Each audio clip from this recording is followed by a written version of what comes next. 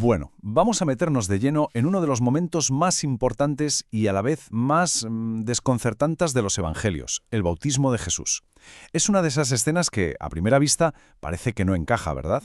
Una auténtica contradicción. Pero si nos fijamos bien, esconde un significado increíble sobre quién era Jesús y sobre todo cuál era su misión. Y aquí llegamos a la pregunta del millón, la que ha intrigado a muchísima gente durante siglos. A ver, el bautismo de Juan era para arrepentirse, para el perdón de los pecados. Entonces, ¿qué hace Jesús, que la tradición nos dice que es el Cordero de Dios sin mancha alguna? ¿Qué hace haciendo cola con todos los demás, con los pecadores, a la orilla del Jordán? ¿No tiene mucho sentido o sí? Y ojo, que no es que seamos los únicos con dudas. El mismísimo Juan el Bautista estaba alucinado. Su reacción lo dice absolutamente todo. Él, que era el que preparaba el camino, reconoce que quien tiene delante es inmensamente superior. Así que bueno, vamos a usar su propia confusión como punto de partida para intentar resolver este misterio. Para encontrar la primera pista, la primera clave de todo esto, tenemos que viajar bastante atrás en el tiempo, hasta las profecías de Isaías. Miren, el pueblo de Israel esperaba un Mesías, sí, pero la idea general era la de un rey poderoso, un conquistador. Pero Isaías de repente dibuja un retrato que no tiene nada que ver. Es que el contraste es tremendo, de verdad. Hay que olvidarse por completo de la imagen del rey guerrero.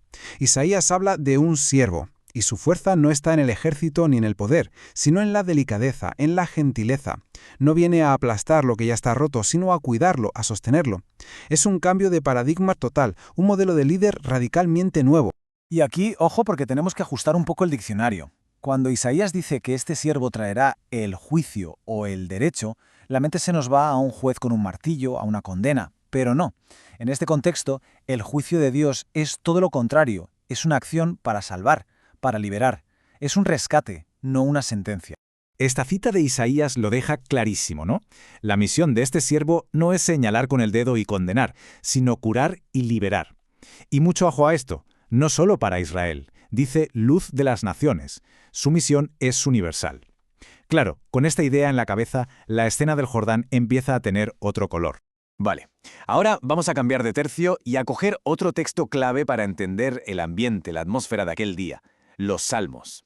A ver, si Isaías nos da el plan, el guión, los Salmos nos ponen la banda sonora. Son el eco de ese anhelo profundo de un pueblo que está esperando que Dios intervenga y ponga un poco de orden en el caos. El Salmo 29, o el 28, depende de la numeración. Es como una tormenta hecha poesía. Arranca con una imagen potentísima, la voz de Dios retumbando sobre las aguas, que en aquel entonces eran el símbolo del caos absoluto. Y el Salmo sigue y sigue, describiendo una fuerza que lo sacude todo, desde los bosques del Líbano hasta el desierto más árido. Es el poder de Dios en plena acción, un poder que la verdad impone muchísimo respeto.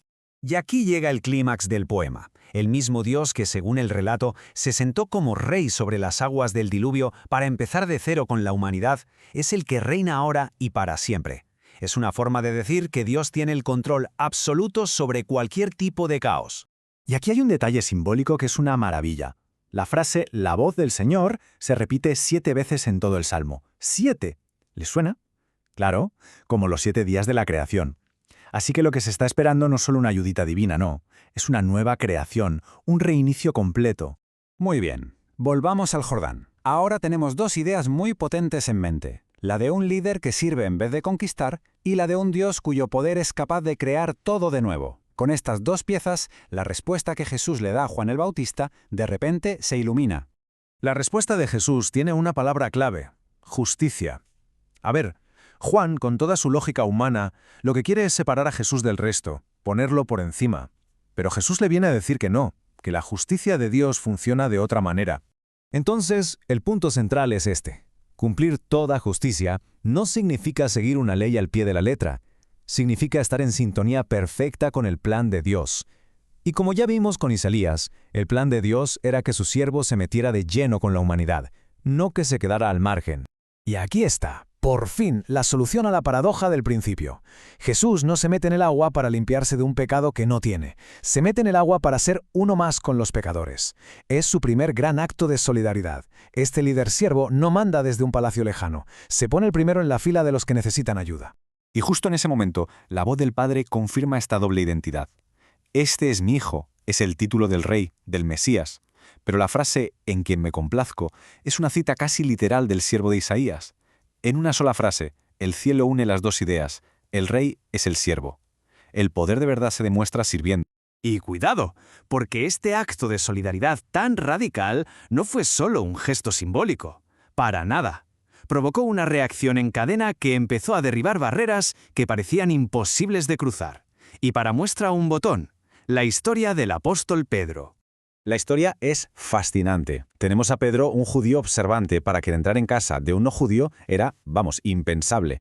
De repente, tiene una visión en la que Dios le dice que se olvide de eso de puro e impuro. Y justo después lo llaman para ir a casa de Cornelio, un centurión romano. Y Pedro, por primera vez en su vida, cruza esa línea. La conclusión a la que llega Pedro es una auténtica revolución para su mentalidad. Se da cuenta de que el Dios de Israel no es exclusivo de un solo pueblo. El mensaje es para todo el mundo, sin favoritismos ni distinciones.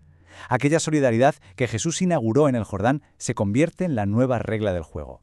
Y de esta forma el círculo se cierra. Aquella profecía de Isaías, la del siervo que sería luz para las naciones, se hace carne y hueso en la experiencia de Pedro. El bautismo de Jesús, lejos de ser un final, fue el pistoletazo de salida de un movimiento destinado a tirar abajo todos los muros. Así que, después de todo este recorrido, nos queda una pregunta flotando en el aire. El modelo que Jesús inaugura en el Jordán es uno de solidaridad total, no de poder y de imposición. Es un modelo de cercanía, no de distancia. Y la gran pregunta que sigue resonando hoy es, ¿qué significa, qué implica un liderazgo así en nuestro mundo?